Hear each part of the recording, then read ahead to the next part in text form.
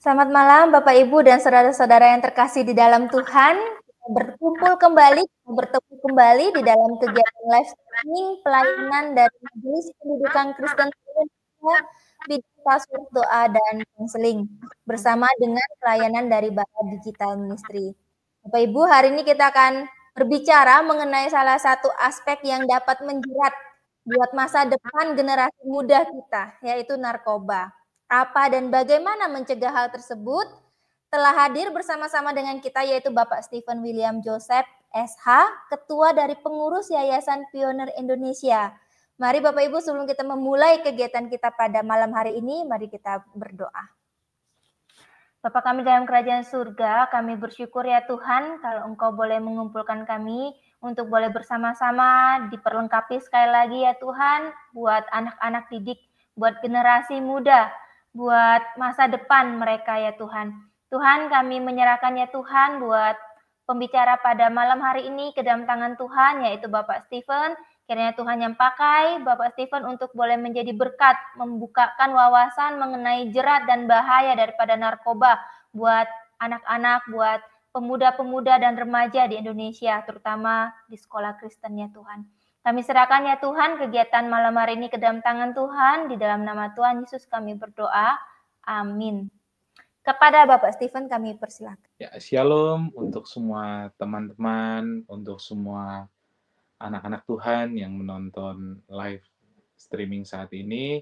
Terima kasih sudah diberi kesempatan bagi kami, Pionir Indonesia, saya Stefan Tambayong sebagai Ketua Pengurus Pionir Indonesia, dan banyak lagi anak-anak muda yang bergerak di Pionir Indonesia untuk satu tujuan, mengedukasi, memberikan motivasi untuk anak-anak muda bisa jauh daripada narkoba, bisa berprestasi, dan menghasilkan banyak hal-hal ajaib, hal-hal hebat, tentunya tanpa penggunaan narkoba. Karena kita tahu penggunaan narkoba ini merusak diri, merusak lingkungan, merusak keluarga. Sehingga banyak korban, banyak pengguna yang kita temui yang punya mimpi yang baik, punya mimpi yang keren-keren, tapi akhirnya tidak tercapai karena penggunaan narkoba, kenikmatan sesaat yang merusak semua aspek dalam kehidupannya. Jadi semoga video ini bisa memberikan pengetahuan yang baru, bisa menjadi ilmu yang bisa dipakai nanti satu saat kalau kita menjumpai teman kita atau kita ditawarin, kita tahu cara bagaimana menolak, bagaimana membedakan ini narkoba atau bukan. Semoga dari apa yang kita bagikan kali ini bisa memberikan banyak hal yang baik. Mungkin kita langsung bisa masuk ke slide. Nah, ini Pionir Indonesia membangun generasi muda yang bebas dari narkoba, pinjol, dan judol. Itu saat ini menjadi musuh utama generasi muda Indonesia. Banyak mungkin kejahatan-kejahatan lain, tapi ini salah satu yang utamanya. Nah, Pionir didirikan untuk melindungi generasi muda Indonesia dari jerat narkoba melalui edukasi dan pencegahan. Ini kalau bisa dilihat dari slide yang ditampilkan, kami sudah bergerak cukup lama dan sudah menerima 2 rekor muri. Artinya memang kita komitmen penuh untuk bergerak dan kita terus ingin anak-anak muda Indonesia bisa mendapatkan edukasi yang baik ya tentang bahaya narkoba. Dan yang terbaru ini kita juga menambah lintasan edukasinya itu melalui Zoom, melalui media-media yang kita bisa masuki di YouTube dan lain-lain, karena kita mau semakin banyak anak-anak muda yang mengerti tentang bahaya narkoba. Next. Nah, ini visi kita, mencetak pemimpin bangsa yang jujur, berani bertindak, dan cinta bangsa Indonesia, karena kita yakin generasi muda yang cinta bangsa Indonesia pasti jauh daripada narkoba. Karena kalau kita mau menjaga bangsa kita harus berani katakan tidak pada narkoba. Karena apa? Banyak negara-negara asing, agen-agen asing yang ingin merusak bangsa kita, yang menganggap Indonesia ini adalah negara saingan, yang akhirnya menyebarkan narkoba ke kalangan anak muda. Kenapa? Karena kalau anak-anak muda udah menggunakan narkoba, otomatis bangsanya ikut hancur. Yang tadi yang saya udah katakan dari awal. Ketika seorang anak muda menggunakan narkoba, yang rusak bukan hanya dirinya, jadi nggak bisa ada dalih ketika saya menggunakan narkoba kan yang rusak hanya saya, siapa bilang? Yang rusak adalah diri sendiri, keluarga, lingkungan, dan bangsa. Artinya ketika keputusan anak muda menggunakan narkoba itu merugikan seluruhnya warga Indonesia, merusak seluruhnya keluarga, merusak seluruhnya lingkungan. Karena saya nggak pernah lihat ada RT, RW, wali kota yang bangga kalau tempatnya itu menjadi sarana narkoba. Artinya apa? Karena kalau ada pengguna narkoba, di situ ada angka kriminalitas, ada angka pengangguran. Jadinya ketika kita bilang narkoba itu bukan hanya sekecil menggunakan untuk diri sendiri, tapi ini kerusakannya bisa satu bangsa rusak. Dari hanya satu aja menggunakan narkoba ini bisa merusak segalanya. Next. Nah, ini kita melihat ada 4,8 juta pengguna yang ada di Indonesia. Nah, ini sebenarnya ini yang terdata, belum lagi yang tidak terdata. Alias ini 4,8 juta ini yang tahapannya sudah lumayan aktif menggunakan narkoba. Tapi kalau yang masih coba-coba itu mungkin bisa lebih banyak lagi. Nah, ini kalau lihat range dari umurnya itu 15 sampai 24 tahun. Nah, sekarang kalau kita bilang anak muda ini kan range-nya memang mulai itu start dari SMA sampai ke kuliah, itu biasanya masa prime-prime-nya anak muda ini dalam pergaulan. Nah, di situ pun juga pengguna narkoba paling tinggi. Nah, ini kalau kita bisa lihat berarti memang sasaran narkoba ini ke usia-usia 15 sampai 24 tahun.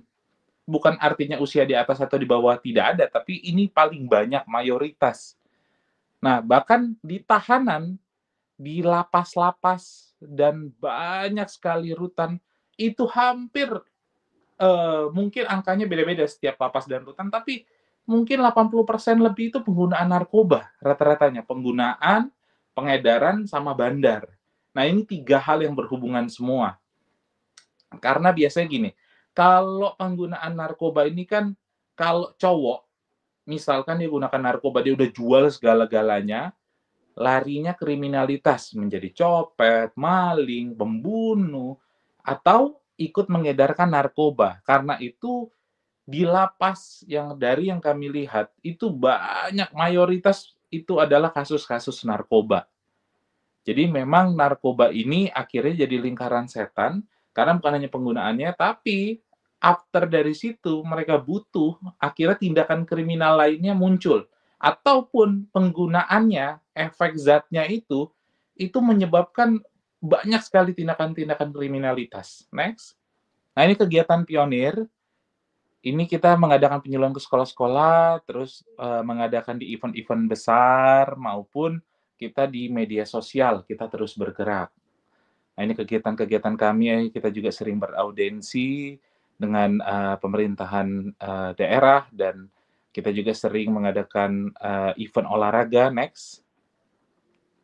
Nah, ini rekor muri kami. Kita sekolah terjangkau mungkin kurang lebih bisa 200 lebih. Terus kita juga sering mengadakan di acara-acara event kami, mungkin kalau sudah berapa jumlah siswi yang sudah mendengar kami, mungkin bisa dikategorikan 100.000 lebih. Bahkan bisa lebih karena kita juga sering masuk ke event-event besar. Apalagi kalau kita sekarang 2 tahun terakhir ini kita sering mengadakan event sepak bola. Mengadakan event-event sepak bola karena apa?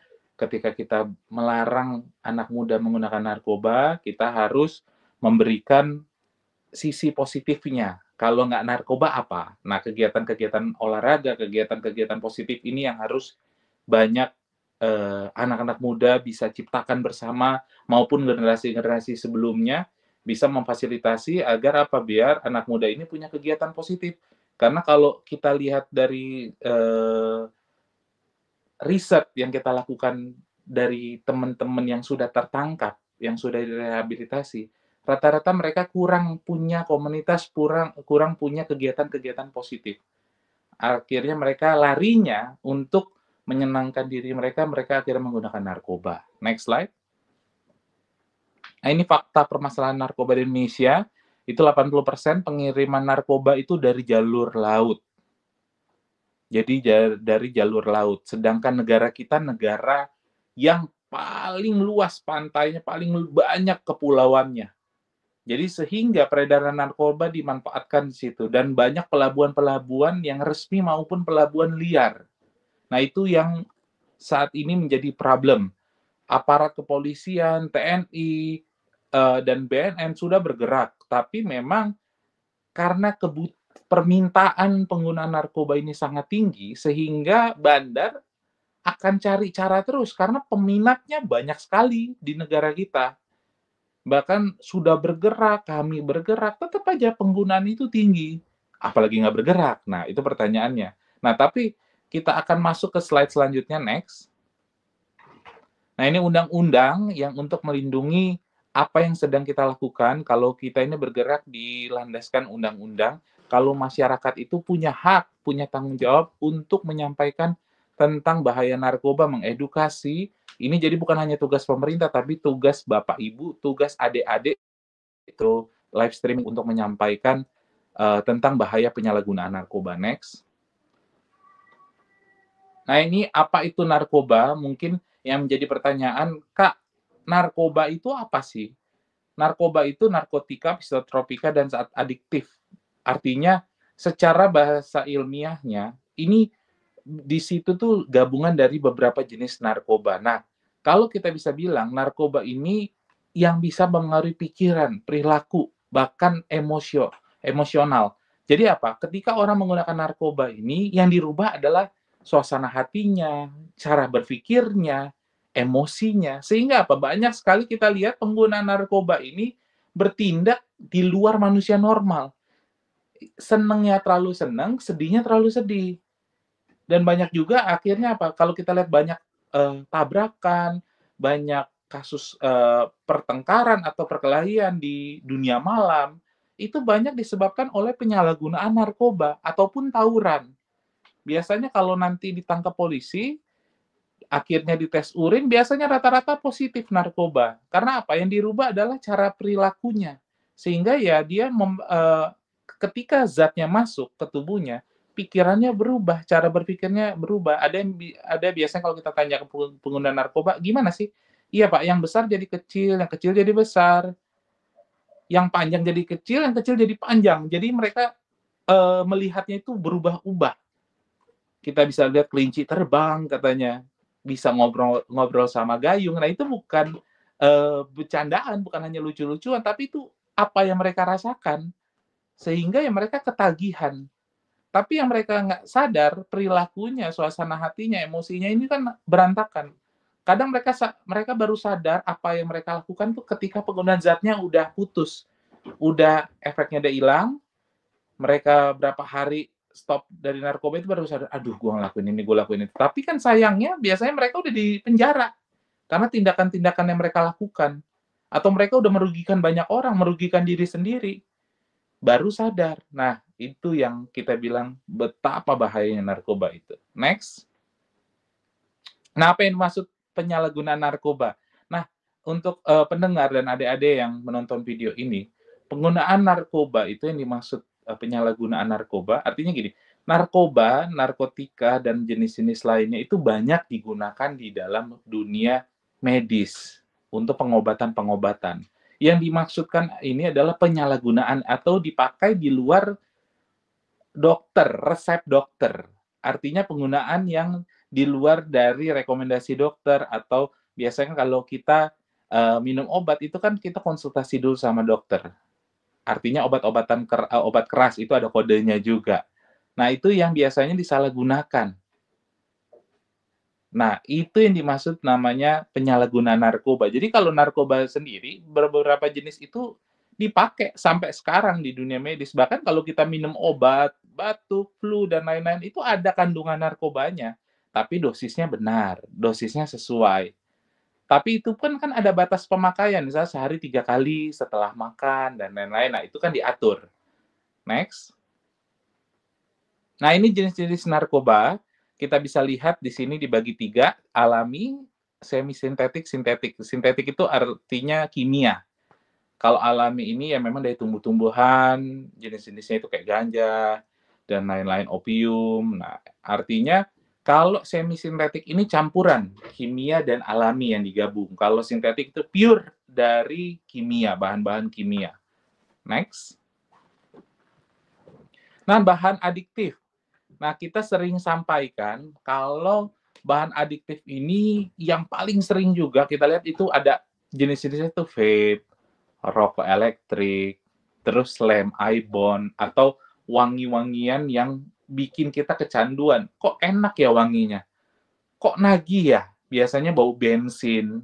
Nah, ini adalah dikategorikan bahan adiktif yang ada di dalam narkoba. Nah, kalau kita bisa lihat juga, Kak, kenapa rokok sama vape buktinya masih dijual bebas? Nah, itu juga yang kita lagi perjuangkan, yang dilakukan oleh pionir. Kami memperjuangkan dan kami dimulai dari pionir, nggak boleh ada anggota pionir yang merokok, yang menggunakan vape.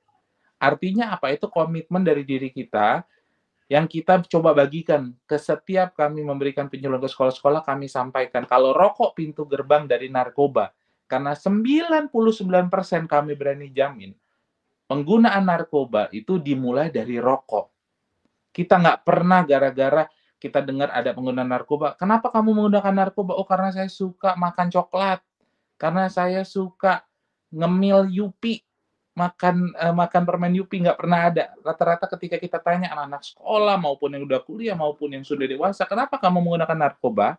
Mulainya dari mana? Rokok. Karena rokok itu bersifat adiksi. Karena ada kandungan narkoba di dalam situ yang menyebabkan kalau kita bisa riset dari teman, saudara, orang tua yang merokok, rata-rata kita tanya, bisa lepas nggak dari rokok? Nggak bisa. Mereka bahkan apa? Asem katanya. Nah, itu karena apa? Memori otaknya itu udah kena zat. Sehingga apa? Menyebabkan ketagihan. Sehingga rutinitas itu nggak bisa diubah lagi. Mungkin lima fokus utamanya yang manusia harus lakukan. Nah, kalau orang udah merokok ini udah mungkin 3-4 fokusnya memang udah dialihkan ke rokok. Sehingga mereka apa? Sebelum tidur harus ngerokok, bangun tidur harus ngerokok, sebelum makan harus ngerokok, setelah makan harus ngerokok. Itu yang disebabkan narkoba, kandungan narkoba yang ada di dalam rokok. Next. Nah, itu rokok pintu gerbang narkoba yang tadi saya sampaikan. Angkanya itu ada 1.172 yang mati setiap harinya karena rokok. Bahkan per tahunnya itu ada 427.000. Itu data yang kami terima. Artinya rokok itu adalah salah satu mesin pembunuh yang ada di negara kita yang masih dilegalkan. Dan di berbagai negara-negara ini sudah menjadi isu, ya, tapi memang harus kita perjuangkan sama-sama. Minimal kalau kita belum bisa sampai tahapnya bikin kebijakan, dimulai dari diri kita, lingkungan orang-orang dekat kita. Kita harus sampaikan bahaya rokok. Jadi jangan sampai anak-anak muda tergiur atau cuma ikut gaya-gayaan. Kalau nggak ngerokok nggak gaul, kalau nggak ngerokok banci. Padahal banyak banci menggunakan rokok.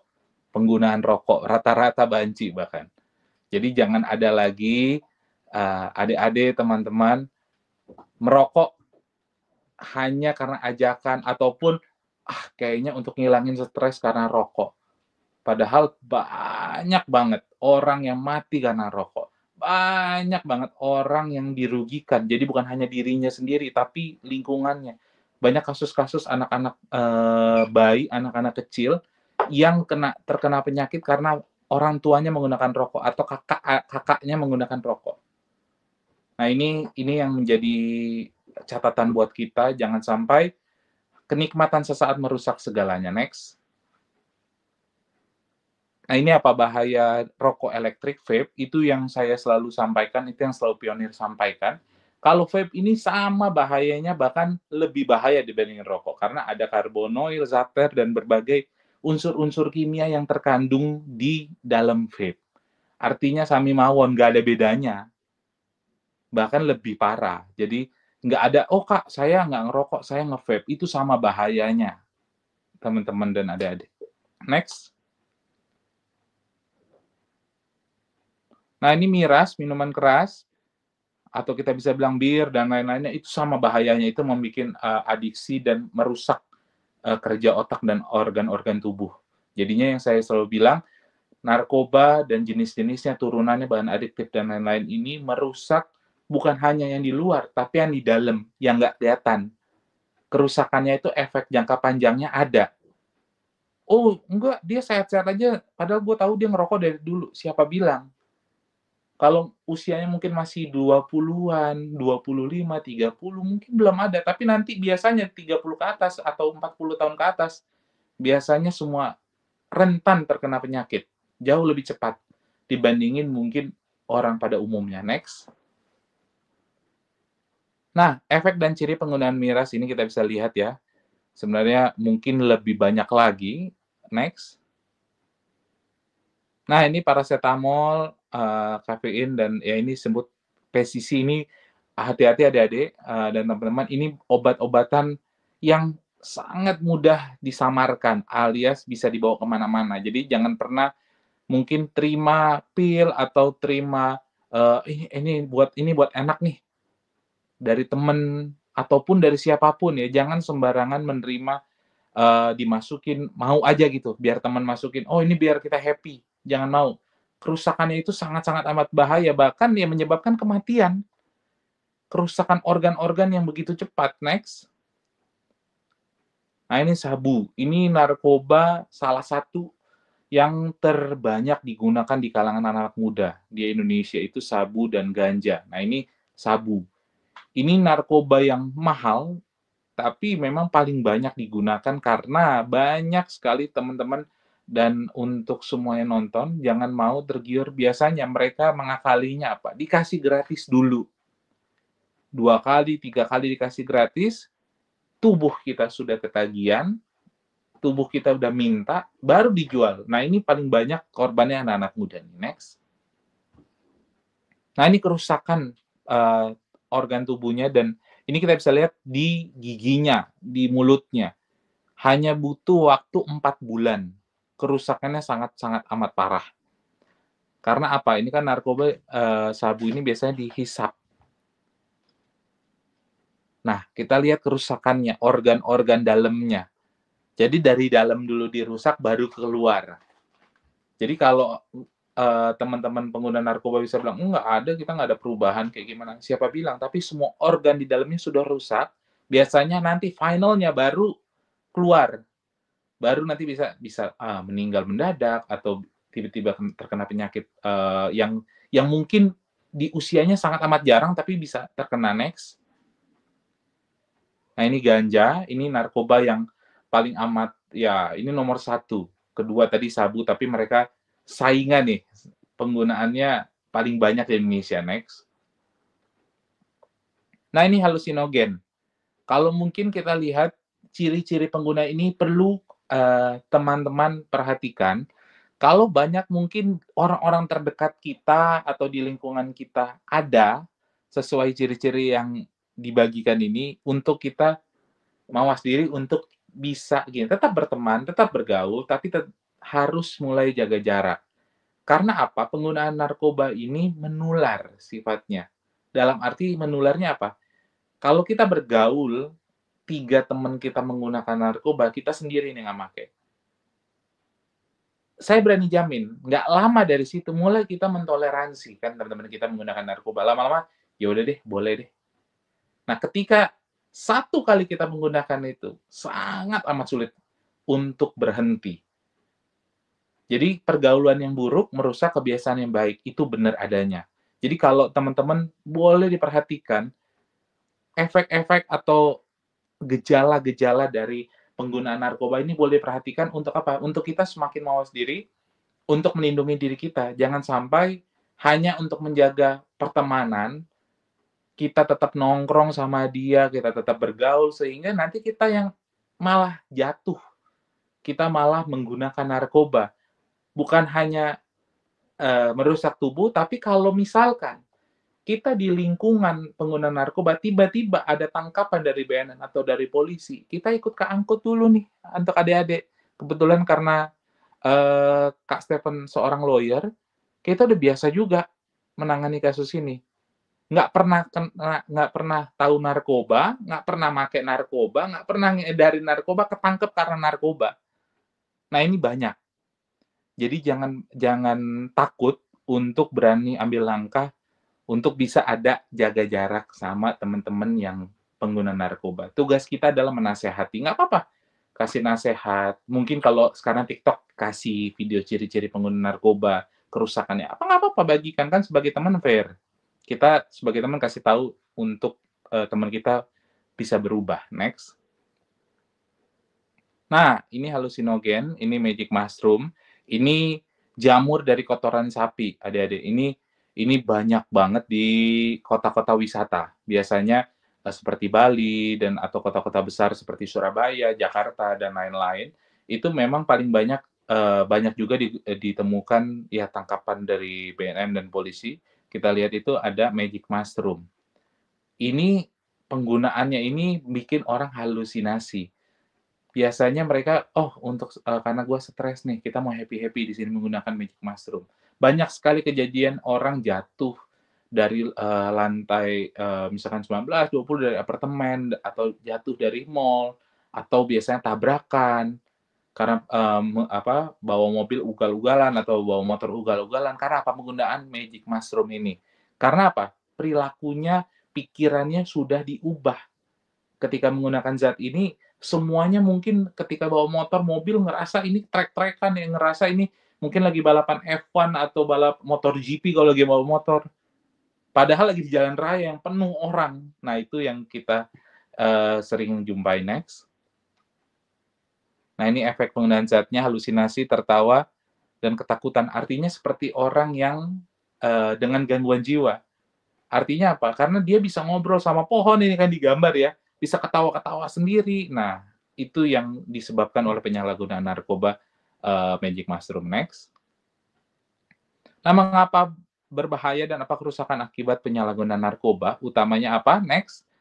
Nah, utamanya adalah otak. Itu yang tadi saya bilang, semuanya itu berawal narkoba itu merusaknya otak. Dan otak ini yang paling paling sangat amat penting sebenarnya dijaga. Kenapa? Karena semua tubuh kita digerakkan dari otak-otak yang perintah ke semua saraf kita. Nah, itu yang dirusak. Nah, itu yang disebabkan narkoba. Jadi, narkoba nggak bahaya, salah besar. Karena yang dirusak narkoba utamanya adalah otak manusia. Next. Nah, ini otak yang bebas dari penggunaan rokok, penggunaan vape, penggunaan narkoba. Dan saya yakin teman-teman yang nonton ini otaknya masih sebersih ini.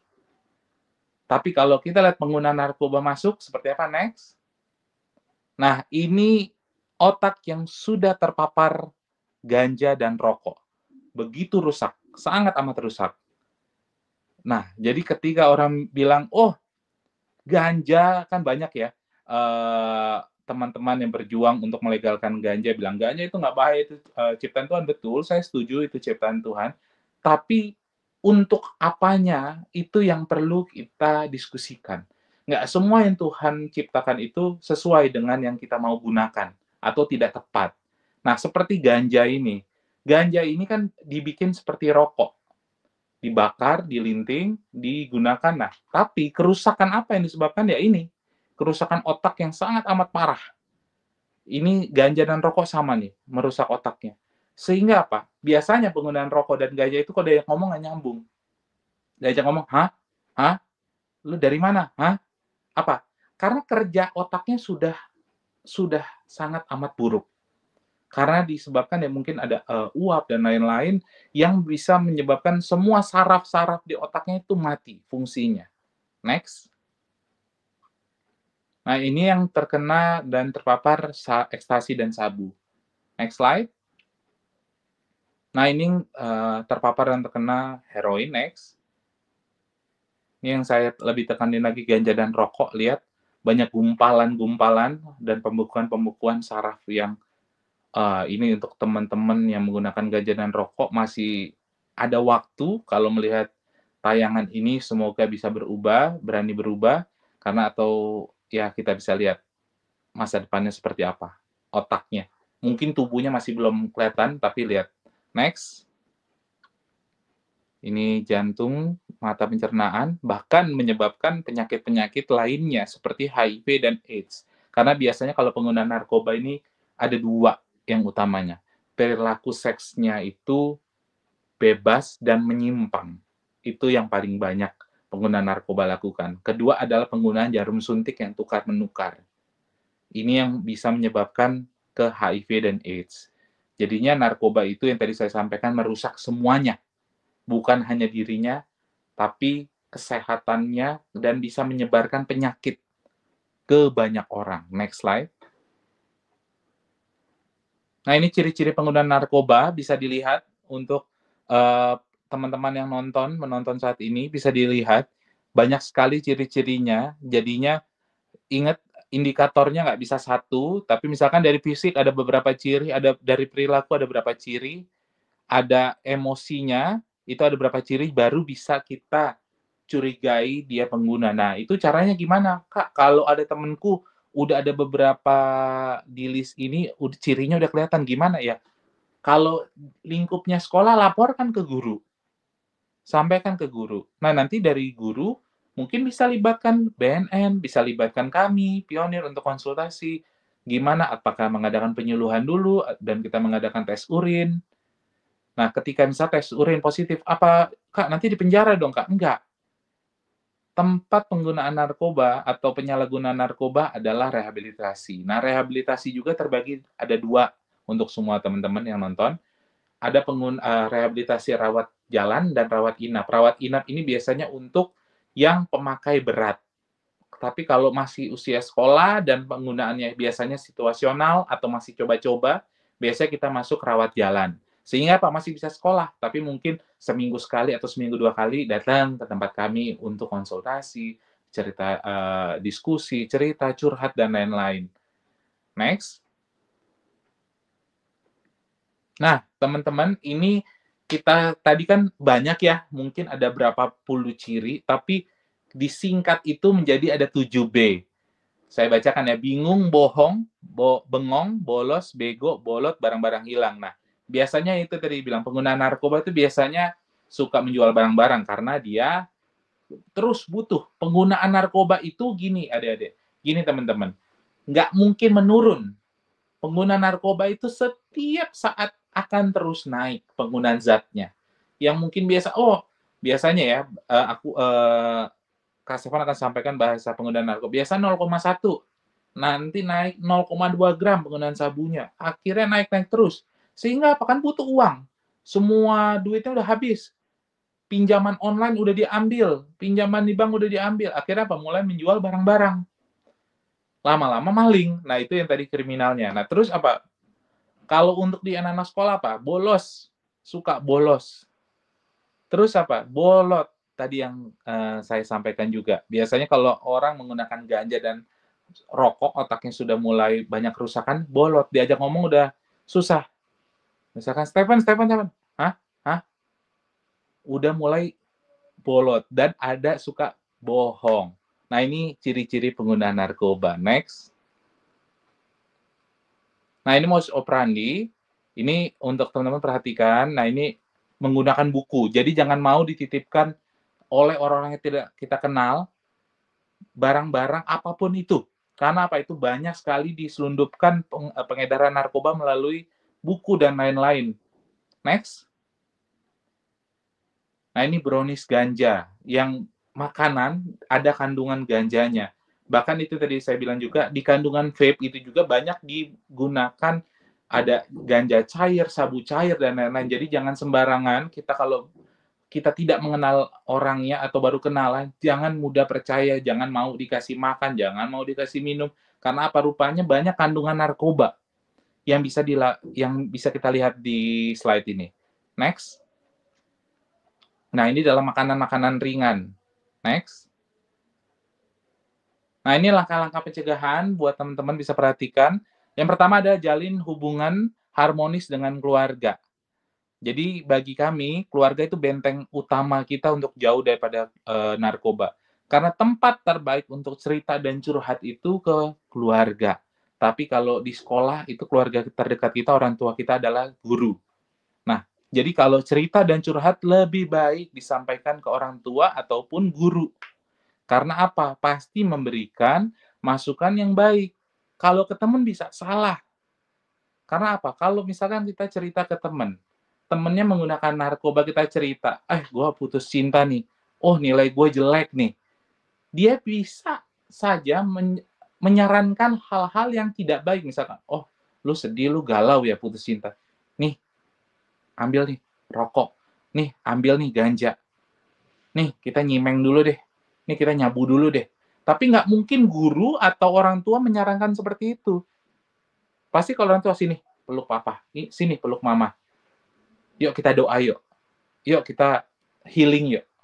Nah, artinya ketika kita cerita ke orang yang kita percaya, keluarga, orang tua, kakak dan adik, dan guru, itu bisa menjadi tempat yang baik.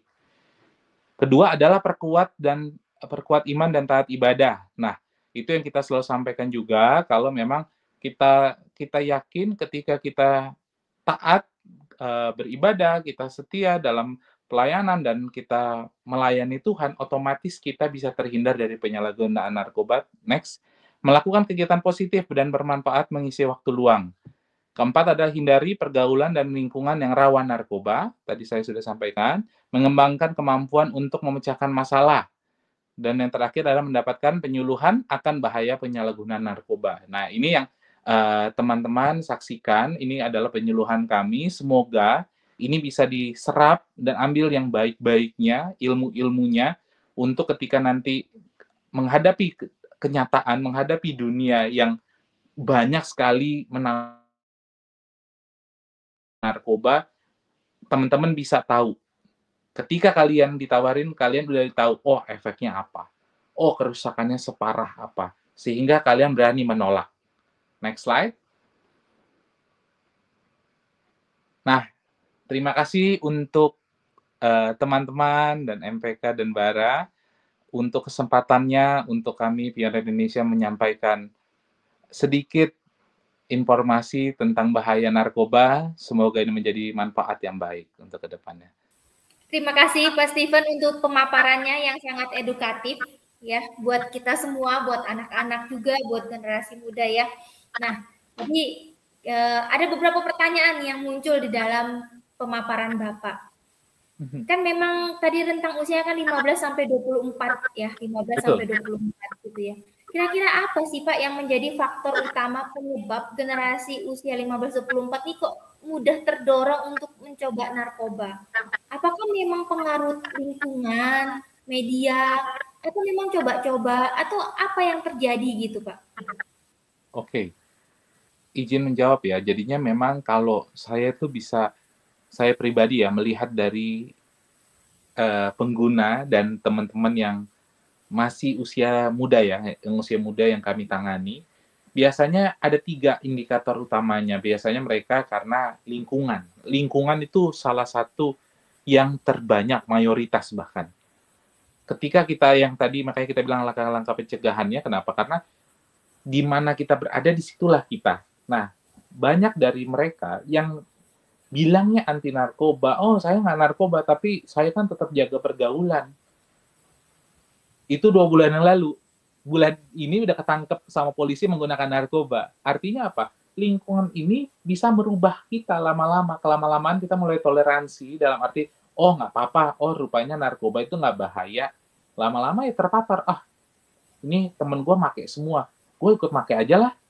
Daripada dipikir nanti cepu, dipikir nanti nggak gaul, nggak solidaritas. Nah, itu lingkungan. Yang kedua adalah masalah atau stres. Mengontrol masalah, pemecahan masalah. Makanya tadi Pionir di slide terakhir kita bilang adalah kita harus bisa memecahkan masalah. Artinya ketika ada masalah, jawabannya kemana? Cari solusinya kemana? Apa yang harus dilakukan? Itu sama pentingnya. Karena anak muda ini kan memang saat-saat ini krisis ya kepercayaan, krisis semangat hidup, artinya banyak mental health dan lain-lain yang itu menjadi isu juga di kalangan anak-anak muda. Nah, ini harus ditanganin. Ini harus datang ke expert. Nah, jadi jangan sampai penyelesaiannya ini salah. akhirnya pengguna narkoba itu ya itu kayak udah di ujung gerbang. Karena narkoba ini kan yang saya selalu sampaikan gini, jangan pernah bilang narkoba nggak enak. Karena pasti nanti ketika mereka menggunakan, oh enak. Yang saya bilang apa? Kenikmatan sesaat yang bisa merusak segala-galanya yang kita miliki. Nah itu kedua adalah, tadi kan pertama adalah lingkungan, kedua adalah pemecahan masalah, ketiga adalah ya lifestyle, gaya hidup, lihat artis, lihat idola-idolanya yang menggunakan narkoba mungkin baik-baik aja, diterima lagi di masyarakat. Nah itu yang sebenarnya menjadi catatan buat kami, kalau pengguna narkoba ini memang semacam bisa menular. Karena apa? Ketika misalnya kita lihat nih, tokoh-tokoh idola kita foto atau malah membuat video misalkan merokok, otomatis penontonnya atau penggemarnya akan sangat sangat gampang untuk mereka juga merokok, karena tokoh yang diidolakan adalah yang menggunakan rokok. Nah, sama halnya makanya kita selalu memotivasi anak muda untuk cari hobi, cari idola itu ya memang yang positif. Kayak misalkan kita selalu motivasi, kalau kamu suka nonton bola, kamu ingin jadi pemain bola, ya kamu harus lihat nih, idolanya pemain-pemain bola. Mereka yang jaga kesehatan, makannya jaga, minumannya, gaya hidupnya jaga, otomatis ya terhindar dari narkoba. Nah, artinya 3 hal itu, lingkungan, terus ya coba-coba ini kan biasanya ada itu ya di lingkungan itu. Biasanya paling banyak di lingkungan itu. Di lingkungan tuh bukan hanya rumah ya, lingkungan sekolah, lingkungan pergaulan. Dalam arti misalkan ya ini mungkin dulu reunian teman-teman SMP. Itu kan lingkungan lingkup terkecilnya dia untuk teman-teman SMP. Nah, itu yang biasanya banyak sekali kejadian reuni itu pakai narkoba akhirnya. Atau misalkan jalan-jalan dari pihak sekolah. Sekolah udah baik nih menangani semuanya, tapi ya itu peredaran narkoba ini bisa masuk ya dari teman ke teman. Karena apa? Karena mereka pasti incar usia-usia masih usia sekolah. Karena bagi mereka masih rentan. Beda mungkin kalau yang ke kuliah dan lain-lain, mereka udah mulai mengerti nih, mungkin udah dapat edukasi penyuluhan juga tentang bahaya narkoba. Jadi ketika mereka tak make ataupun tidak make, itu udah menjadi satu keputusan. Sehingga apa? Mereka berani menolak juga karena tahu ketika mereka gunakan, mereka tahu nih rusaknya sebagaimana. Nah, kalau yang usia sekolah kan memang mungkin kita terima penyuluhan. Kayak saat ini terima penyuluhan, tapi kan hanya sekali nih. Nah, yang penting ini adalah, ini juga bagus untuk dunia pendidikan, harus rutin. Edukasi yang disampaikan juga mungkin nanti bisa diserap sama tenaga pendidik, bisa disampaikan nih di pihak sekolah. Mungkin berapa bulan sekali, atau terus memberikan edukasi, mengingatkan. Karena apa? Ini harus kita jangan kalah sama bandar. Karena bandar juga, atau agen-agen dalam catatan untuk influencer, artis-artis yang mulai menormalisasi penggunaan narkoba secara kita nggak sadar. Minuman keras, rokok, dan lain-lain. Bukan hal yang aneh lagi saat ini kita saksikan. Di media-media Instagram, YouTube, bahkan ada menyinggung unsur-unsur pengguna narkoba. Dan mereka udah berani speak up tentang menggunakan narkoba. Nah, kita harus berani speak up juga. Anak-anak muda yang bersih, yang mau menjaga dirinya harus berani speak up tentang bahayanya. Jadi bukan hanya yang lifestyle yang mereka tonjolkan adalah kan, oh ini dunia sekarang tuh udah berubah. Pengguna narkoba dan rokok itu lumrah. Pengguna narkoba juga lumrah. Nah, kita harus berani menyuarakan kalau hidup kita dan pilihan kita yang hari ini menentukan diri kita ke depan. Artinya kenikmatan sesaat ini bisa merusak semua mimpi kita, semua cita-cita yang udah kita bangun selama ini. Jadi memang ada beberapa penyebab faktor yang bisa membuat seseorang itu mencoba-coba gitu ya. Dan salah satu faktor terbesar memang tuh lingkungan. Gitu ya Pak ya. Sehingga memang berani say no. Dulu kalau zamannya kita kan say no to drugs, itu memang harus kembali digaungkan. Terutama untuk generasi-generasi yang sekarang ini ya. Say no gitu ya. Berani berkata tidak gitu. Di tengah-tengah mungkin tekanan dari peers, dari rekan-rekan, teman-teman sebaya gitu ya. Oke. Nah, yang terakhir Pak, kira-kira nih dari semua yang Bapak sampaikan, ada nggak ya langkah konkret yang bisa diambil oleh keluarga ataupun oleh sekolahan untuk boleh membentuk pola pikir anak-anak kita, anak-anak generasi muda kita ini untuk menjauhi, bahkan mungkin untuk membenci atau bahkan memang berani menolak. Ada nggak yang bisa kita lakukan, entah itu keluarga, bekerja sama dengan sekolahan, di dalam membentuk pola pikir ini dari pengalaman Pak Steven? Oke, setuju sama apa yang dikatakan menjadi pertanyaan, apa nih yang harus kita lakukan? Itu kan next-nya dari apa kita mendengarkan penyuluhan, apakah buat diri kita aja jauh daripada narkoba, atau kita mau banyak orang juga bisa terhindar dari penyalahgunaan narkoba.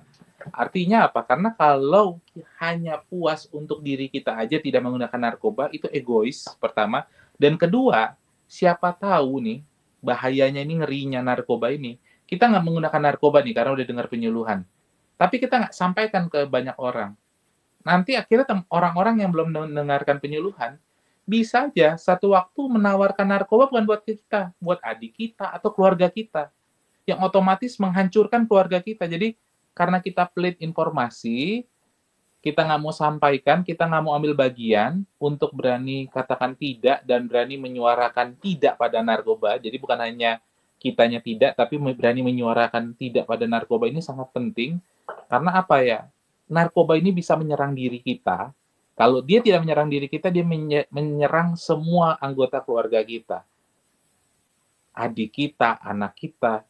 Jadi semakin kita berani, akhirnya makin banyak cahaya yang ada, ya kita percaya kita bisa kalahkan narkoba ini. Kita bisa kalahkan penyalahgunaan narkoba ini. Nah, apa yang bisa dilakukan? Ya misalkan kalau dari yang kita lihat anak-anak muda, pertama dia mulai dari dia sendiri, terus berani nasehatin temennya yang menggunakan narkoba, berani speak up. Nggak boleh bro, gue nggak mau ya lo kayak gini. Minimal lu sama gue, misalkan lagi nongkrong, kalau ada gue nggak mau ya lu make ya.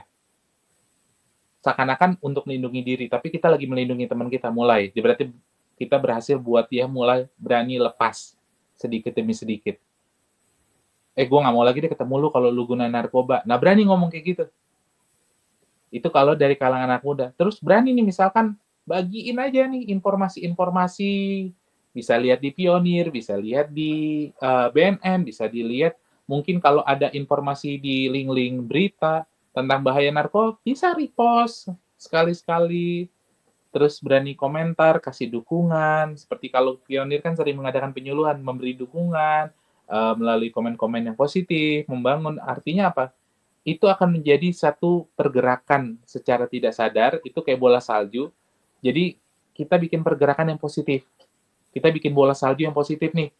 Artinya apa? Makin banyak gulungan anak-anak muda yang, rupanya masih banyak nih anak muda yang anti narkoba. Masih banyak nih anak muda yang berani menolak rokok, menolak minuman keras. Artinya apa? Yang masih takut-takut untuk berani ngomong karena malu sama teman-temannya, akhirnya berani ngomong juga.